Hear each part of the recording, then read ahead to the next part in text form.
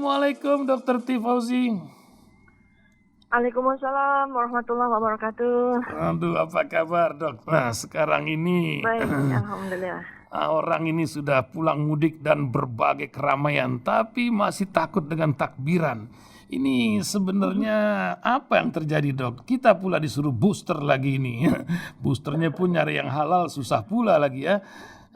Dokter juga membuat tulisan yang luar biasa, menyetrumnya ya, bacam Formula E lah, kena strumnya kita ini. Karena negara ini dalam keadaan tidak baik-baik saja. Silakan dok, bisa pendengar hasil diberikan pencerahan lah. Tafadhol dok. Baik, terima kasih atas kesempatannya. Ya, saya memang menulis demikian karena memang ada dasarnya ya. Sebagai saintis, saya tidak boleh bicara tanpa dasar data dan fakta gitu kan.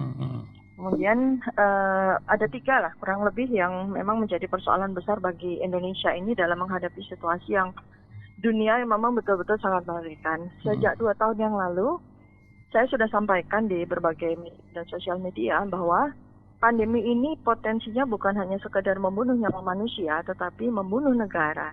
Dan setelah 2 tahun kan satu demi satu negara membuktikan apa yang terjadi.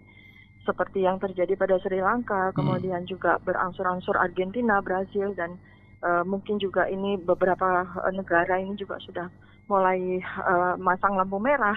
Sementara Indonesia pastinya juga merupakan negara yang terdampak luar biasa terhadap akibat dari pandemi yang menghasilkan katastrofi multidimensional ini. Nah, arahnya itu kenapa saya bilang bahwa kondisi Indonesia ini betul-betul jauh lebih mengerikan dibanding peristiwa bencana moneter di tahun 98. Setidaknya ada 3 variabel utama. Yang pertama adalah pada tahun 98 kita masih punya kepemimpinan yang kuat. Pada saat itu walaupun Presiden Soeharto itu sudah digoyang begitu ya, tapi beliau itu secara positioning leadership-nya itu masih sangat luar biasa. Ya. Nah, kemudian kita tidak punya presiden yang sekuat leadership seperti beliau. Kapasitas, kompetensi, dan semua yang menjadi daya dukung bagi sebuah kepemimpinan yang kuat itu tidak kita miliki saat ini. Ya kan? Itu satu, soal leadership. Kedua adalah soal support system yang tidak dimiliki oleh presidensi sekarang. Beda dengan Presiden Soeharto. Kita tahu kita sempat mengenyam 5 kali Presiden Soeharto menjabat. Beliau selalu memilih kabinetnya itu sebagai suatu kabinet zaken atau zaken kabinet. Artinya menteri-menteri, jajaran menteri-menterinya itu memang berasal dari para kalangan ahli yang betul-betul ahli dan bidang, dan bukan representasi dari suatu partai, suatu bargaining politik kan gitu. Sehingga kita mendapatkan suatu kelompok kabinet yang betul-betul sangat kuat. Di tahun 98 sekalipun ketika bencana moneter itu terjadi, kita masih memiliki sekian banyak menteri yang sangat kuat profilingnya dari kapasitas. Di saat ini, di tahun 2022 ini kita nggak punya gitu loh, profiling zaken kabinet itu sama sekali tidak terrepresentasikan. Yang terrepresentasikan adalah bergain politik. Sehingga orang-orang yang ditaruh di dalam posisi menteri di sini sama sekali tidak menjadi support system yang sangat mendukung bagi kualitas presiden kita yang memang kita tahu ya bahwa selama 7 tahun ini beliau kan memang sepertinya tidak cukup memiliki kapabilitas untuk memberikan solusi-solusi atas masalah-masalah yang sangat krusial dihadapi oleh masyarakat. Ketiga, kita tidak punya cukup daya dukung masyarakat yang terpimpin dan terkelola dengan baik. Apalagi sekarang dengan dengan politik pecah belah seperti ini, di mana polarisasi yang terjadi antara cebong dan kadrun gitu ya, yang itu didengung-dengungkan dari sejak tahun 2012 ketika masa pemilihan gubernur DKI Jakarta, kemudian dilanjutkan dengan tahun 2014 dan kemudian dengan adanya buzzer yang memang kita tahu bersama itu dikelola oleh secara privat oleh pembina, kita tahu gitu ya, bagian dari pemerintahan sekarang ini memberikan suatu tekanan yang biasa bagi masyarakat sekarang, karena tidak saja perpecahan itu terjadi pada lapis masyarakat, tetapi bahkan sampai kepada keluarga gitu. Masya Allah. Bisa saja seorang suami di dalam satu keluarga tuh suami dan istri itu berbeda keyakinan, suaminya cebong dan istrinya kadrun, dan itu bisa terjadi gitu. Itu sangat-sangat mengerikan. Jadi situasi Indonesia ini kita tidak memiliki daya resiliensi, tidak memiliki daya ketangguhan untuk bisa menghadapi situasi dunia yang bergejolak secara sangat luar biasa seperti sekarang, dan saya sangat khawatir dengan kondisi ini. Iya, nampaknya memang diperlukan sebuah pemikiran ke depan pemersatu yang seperti Pak Mahfud MD viralkan itu baru-baru ini. Keterpecahan itu juga sampai ke dunia kesehatan. Saya rasa hari ini ada berita tentang Ikatan Dokter Indonesia itu mendapat saingan. Walaupun MK bilang tidak boleh kalau dunia kesehatan ini semua lengkap dipecah-pecah. Apakah ini sebuah kebetulan atau by setting sebenarnya, Dr. Tiff? Sebetulnya kalau kita lihat di dalam eskalasi dunia ya, setelah kalau kita memang pelajari gitu ya, saya sekarang pun juga sedang ambil program doktoral sosial politik gara-gara saya ingin sekali mendalami betul gitu loh situasi, karena pelajaran dari peristiwa sejak 2 tahun yang lalu ini kan membuka mata kita bahwa berhubungan ini 2 tahun itu. yang ini, 7 tahun inilah ya, sejak 2014 itu bahwa setiap rakyat itu harus melek politik gitu loh, harus cerdas politik, tidak cuma melek politik, karena kalau masyarakat tidak melek politik, kita akan menjadi bulan-bulanan politik itu sendiri gitu. Termasuk dalam hal ini adalah politik perpecahan ya. Nah kemudian kalau saya lihat fenomena di organisasi kesejawatan atau profesi saya sebagai dokter, di mana sekarang ini sudah ada, saya rasa ID ini boleh dibilang hanya menjadi korban dalam arti karena mungkin ID memang tidak terlalu memahami dunia politik dan eskalasi yang terjadi di luar dirinya, sehingga dia menjadi rapuh di dalam mensikapi dinamika yang terjadi saat ini di Indonesia maupun di dunia, sehingga dia tidak cukup cerdas untuk melindungi dirinya sehingga tidak terjadi perpecahan dengan menurunkan ego, dengan mengedepankan persatuan, dengan mengedepankan prinsip saudara kandung yang seharusnya itu diingat baik-baik oleh para dokter. Nah, akhirnya korbannya adalah ya konsekuensi logis dari dikeluarkannya dalam hal ini adalah Dr. Terawan gitu ya, dengan dua alasan utama, yaitu tentang praktek DSA-nya dan tentang vaksin Nusantara. Dan kemudian sebagai reaksi adalah munculnya PDSI. Tetapi ini harus ingat baik-baik ya. Ada satu dalam tanda kutip kesalahan fatal dari ID itu adalah memasukkan unsur atau item dari vaksin Nusantara itu. Karena vaksin Nusantara itu kan menjadikan Dr. Terawan itu sebagai semacam hero bagi keinginan rakyat untuk bisa memperoleh vaksin nasional itu, merah putih yang masih mimpi ini. Vaksin nah itu representasinya, sehingga Dr. Terawan dalam hal ini dianggap sebagai katakanlah pahlawan baru oleh rakyat yang sangat dahaga dengan ada sosok pahlawan yang membela mereka kan gitu. Nah, karena itulah maka ini mesti juga saya melihat bahwa karena ini adalah choices have consequences ya, adalah pilihan yang membawa pada konsekuensi perpecahan, dalam hal ini adalah munculnya PDSI gitu, ya ini tidak usah harus saya rasa ya udah gitu ya, ambil aja konsekuensi tersebut. Konsekuensinya. Dalam konteks yang sedang kita bicarakan ini kan tidak substansinya kita ya, betul, itu adalah suatu dampak saja gitu. Ya karena itu kita segenap komponen masyarakat, makanya saya jadi sangat straightforward ya di setiap platform media gitu ya, baik di Facebook maupun di Twitter maupun di platform sosial media yang lain. Karena apa? Saya ingin sekali membangunkan rakyat, ayo kita bangun. Kita ini sedang tidak baik-baik saja. Kondisi kita saat ini pun mengerikan, di masa depan kalau kita nggak bangun, kondisi ke depan akan jauh lebih mengerikan lagi gitu. Iya, memang ini luar biasa, Dok ya, karena kita lihat bagi laboratorium dunia ini pertempurannya beda dengan pertempuran masa lalu. Ini saja dokter bilang kemarin tuh ada varian baru lagi, ZE dan CD ya. Tapi kan ini kan tidak lebih bahaya dari flu biasa.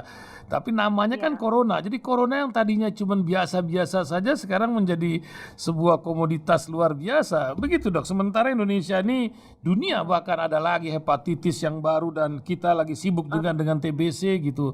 Bagaimana dokter melihat ini semua, Dok? Ya sebenarnya ini bukan hal yang baru ya, tapi saya masih kemukakan. Tadi pagi saya sempat tweet di Twitter ya. Saya secara straightforward saya sampaikan bahwa pandemi ini virusnya adalah virus chimera atau chimeric virus ya. Virus chimera itu artinya suatu organisme yang tidak dibikin oleh alam. Nah ini memang evidence-nya sudah banyak dan sudah banyak juga ahli-ahli di dunia yang sudah sampaikan, sudah pick up ya, seperti saya juga pick up, betul. Saya sudah mulai per hari ini sudah sampaikan tentang itu, dan tidak bukan spekulasi, bukan asumsi ya, ini dan bukan hypothetically karena memang sudah terbukti. By design. Dan kemudian ini adalah suatu